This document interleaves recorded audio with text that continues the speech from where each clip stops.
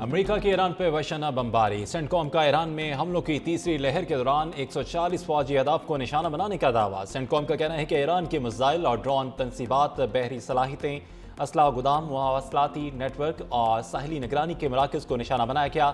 جنوبی ایران کے شہر میں اور بشہر دھماکوں سے گونج اٹھے۔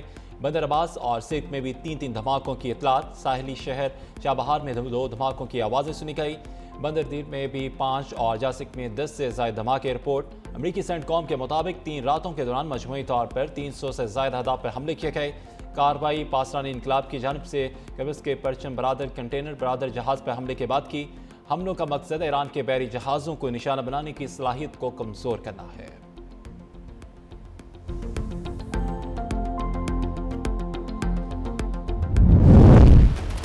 ایران پہ امریکی حملوں کے کچھ ہی دیر بعد بحرین اور قطر میں دھماکوں کی آوازیں۔ ایران نے خطے میں دشمن کے اڈوں پر میزائلوں کی بارش کر دی۔ ایران کا اردن میں پرنس حسن ایئر بیس میں قائم کمانڈ اینڈ کنٹرول سینٹر تباہ کرنے کا دعویٰ۔ پاسداران انقلاب کے مطابق امریکہ نے ایران کے جنوبی ساحلی علاقوں میں متعدد فوجی اڈوں اور مواصلاتی ٹاورز پر فضائی حملے کیے، جس کے جواب میں یہ کارروائیاں کی گئی۔ آبِ ہرمز بھی مکمل طور پر بند کر دی گئی۔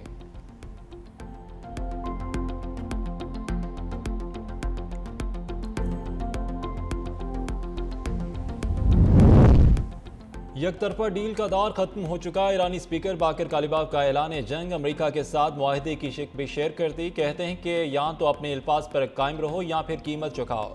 اب حقیقت کا سامنا کرنے کا وقت آ رہا ہے۔ اسلامی جمہوریہ ایران کمرشل جہازوں کے گزرنے کے حوالے سے انتظامات خود کرے۔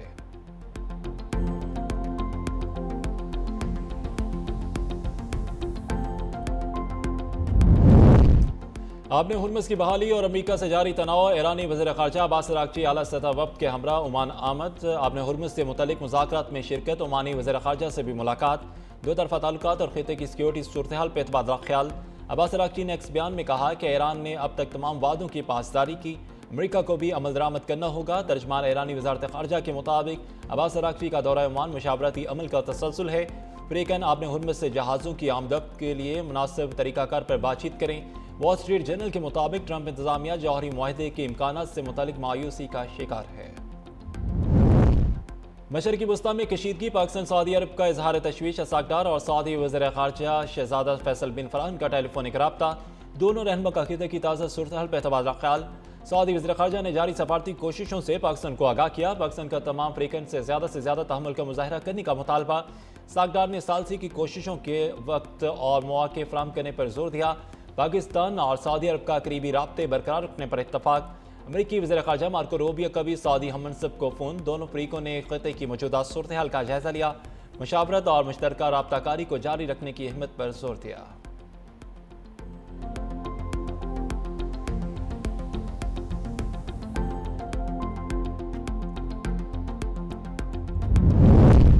وزیراعظم کی بحری ٹاسک فورس نے پاکستانی بندرگاہوں میں اہم آپریشنل کامیابیاں حاصل کر لی۔ بندرگاہوں میں جگہ کے انتظام، کارگو کلیئرنس اور انفراسٹرکچر کے دیرینہ مسائل حل۔ نیشنل لاجسٹک کارپوریشن سمیت تمام سٹیک ہولڈرز کی شرکت سے اہم اصلاحات کا نفاذ مکمل۔ کنٹینرز کی تہ بندی منظم انداز میں ہونے لگی اور بندرگاہوں کو ماسٹر پلان کے مطابق ازرسر نو ترتیب دیا گیا ہے۔ کراچی پورٹ ٹرسٹ میں تجاوزات کے خاتمے کے لیے خصوصی کمیٹی بھی قائم کر دی گئی۔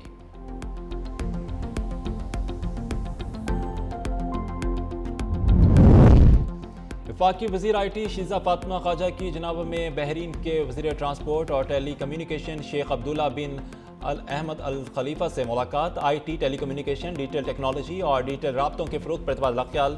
وفاقی وزیر نے بحرین کے وزیر کو پاکستان میں سرمایہ کاری کے مواقع اور SIFC کی سہولت کاری سے آگاہ کیا۔ جدت، مہارت کے تبادلے اور مشترکہ اقدامات کے ذریعے ٹیکنالوجی کے شعبے میں شراکت داری کو مزید فروغ دینے پر اتفاق کیا۔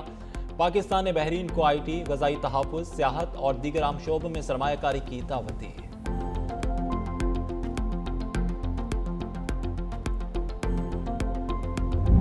پاک فوج، FCC بلوچستان اور پولیس کا مشترکہ آپریشن شبان۔ فتنہ خوارج کے خلاف بلوچستان میں ہوائی اور زمینی کارروائیاں۔ مزید 3 دہشت گرد جہنم واصل۔ آپریشن شبان میں جہنم واصل ہونے والوں کی مجموعی تعداد 67 ہو گئی۔ 5 جولائی سے اب تک آپریشن شبان اور دیگر انٹیلیجنس بیسڈ آپریشنز میں مجموعی طور پر 105 خارجی دہشت گرد جہنم واصل ہو چکے۔ سیکیورٹی ذرائع کے مطابق آخری دہشت گرد کے خاتمے تک بلوچستان میں آپریشن شبان جاری رہے گا۔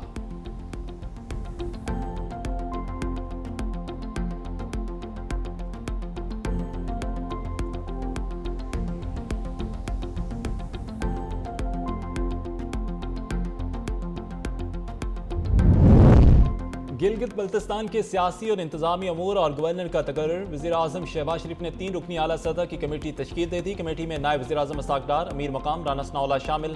کمیٹی گلگت بلتستان میں گورنر کے عہدے پر امیدوار فائنل کرے گی۔ مسلم لیگ نون کا بلتستان سے ہی گورنر کا امیدوار فائنل کرنے کا اندیا۔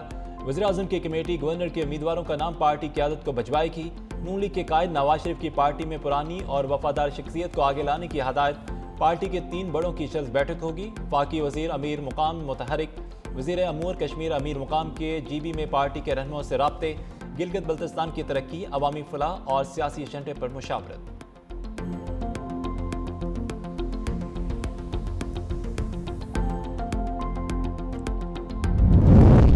سپریم کورٹ کے فیصلے پہ عمل درآمد، سندھ پولیس کا اہم حکم نامہ جاری۔ منشیات کیسز میں سرچ، برآمدگی اور گرفتاری کی ویڈیوز ریکارڈنگ لازمی قرار۔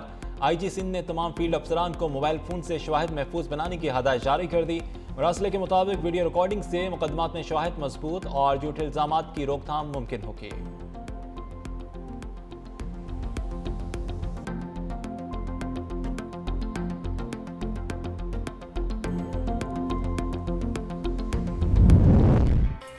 مونسون کا نیا سسٹم ملک میں داخل، اسلام آباد راولپنڈی میں گرج چمک کے ساتھ تیز بارش، لاہور میں بھی بادل برس پڑے، موسم خوشگوار، بارش کے باعث مختلف نشیبی علاقے زیر آب، میاں والی، گوجرانوالہ اور دیگر شہروں میں بھی وقفے وقفے سے بارش کا سلسلہ جاری۔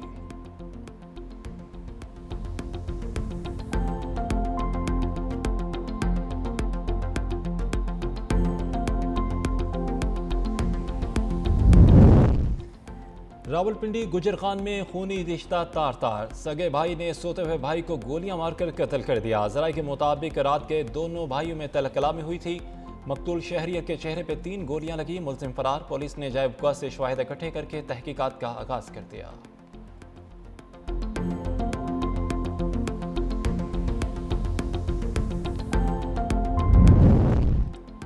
لاہور میں سسرا پنجاب کے ٹرک کی موٹر سائیکل کو ٹکر، 1.5 سالہ بچی جاں بحق، میاں بیوی زخمی، مشتعل افراد کا ٹرک ڈرائیور پر تشدد۔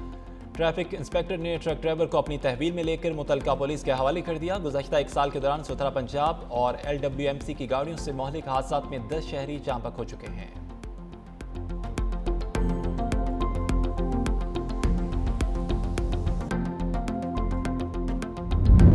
اقلیتوں پر بڑھتے مظالم نے بھارتی وزیر اعظم مودی کی بین الاقوامی حیثیت کو مٹی میں ملا دیا۔ مودی کے دورہ آسٹریلیا کے دوران انسانی حقوق کی تنظیموں کا احتجاج، مظاہرین نے محکمہ داخلہ کے دفتر سے مارچ کرتے ہوئے ریلی نکالی۔ تقریب میں شرکت کے لیے آنے والے افراد کے خلاف نعرے بازی، مظاہرین نے بھارتی دار اندازی بند کرو اور مودی واپس جاؤ کے نعروں پر مبنی بینرز اٹھا رکھے تھے۔ بھارتی جریدہ انڈیا ٹوڈے کے مطابق آسٹریلیا میں مودی کی آمد کے چند گھنٹوں بعد ہی آسٹریلوی شہری نے ہوٹل میں داخل ہو کے نعرے بازی شروع کر دی۔ آسٹریلوی باشندے نے کہا کہ ہمیں مزید بھارتی نہیں چاہیے، یہ ملک آسٹریلوی شہریوں کے لیے ہے۔